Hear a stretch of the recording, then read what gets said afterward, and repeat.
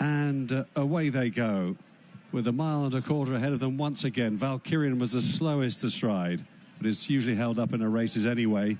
They're heading down the back straight then through the first furlong, and right up with the pace then, the green and white Dabelo's Al Hagar in the first-time blinkers. Just about the leader maybe. On the wide outside though, Klimova in the blue hoop jacket, and even wider is Amazing and Holly Doyle as they settle down through the charge towards the first turnover on the far side. Racing in fourth is Churchill Rose, followed then by Mildijama, just being messed about a bit on that turn there. Not looking very well balanced on the inside either. There was Zakara. At this stage, Sydney Muse, restrained today, has only got one behind her. And that one at the back of the field as they race on towards the far side is the top weight Valkyrian, recovering from that slow start. About 6 lengths would cover them as they continue to race towards the top of the far climb. And it's Al Hagar and Sean Levy who lead from Amazing on the outside, and Holly Doyle, the dark green jacket.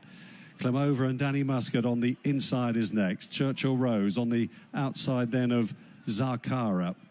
Behind them, Mildijama, still Sydney Muse weighted with today, and Rob Hornby in the hood there on the inside of Valkyrian and Safi Osborne as they freewheel down the hill towards their home straight. Now they're turning in here.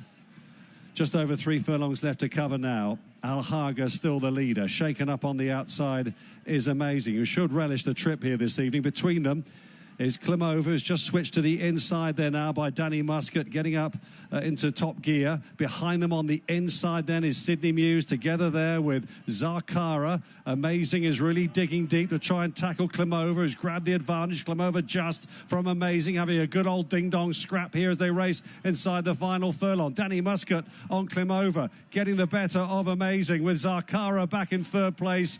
And Klimova comes home to win on her first start for the Philippart de Foix team. Danny Muscutt, Amazing in second, Zakara third, Sydney Muse stayed on for fourth. Klimova's jockey, Dan Muscutt's top-class jockey in the making. He's already a very good rider, 3-1 favourite. I think he'll get an extremely good job with a trainer sometime over the next couple of years. Be riding from one of the big yards, rides lots of winners. He's the champion jockey of the winter campaign, riding a lot of winners here at Lingfield on the all-weather track. And Klimova, he arrived there just behind the leaders there, about 400 metres from home, going well. It was obvious she was going to go on and win at that point. Amazing and Holly Doyle on the green jacket, giving chase.